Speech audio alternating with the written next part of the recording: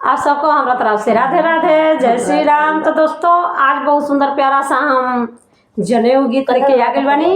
तो जनेऊ गीत बहुत सुंदर प्यारा बा, आप लोग भी सुनी जा। अच्छा लगी तो कमेंट में बताई जा और लाइक कइल मत भूल जा। अरे कैसना नौआरा उर बाड़े कवानी पापा काटेला बरुआ के बाल।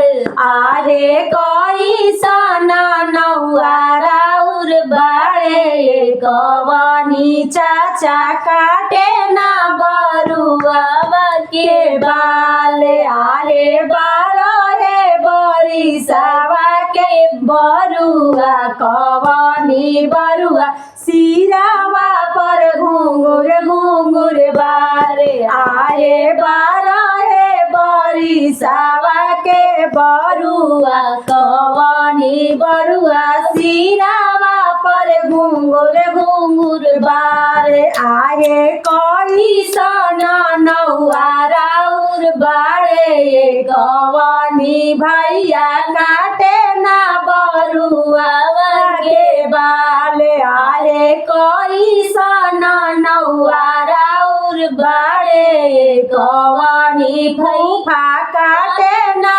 बरुआ के बाल। आए बारहे बरिसावा के बरुआ कवानी बरुआ सिरावा पर घुंघुर घुंघुर बार।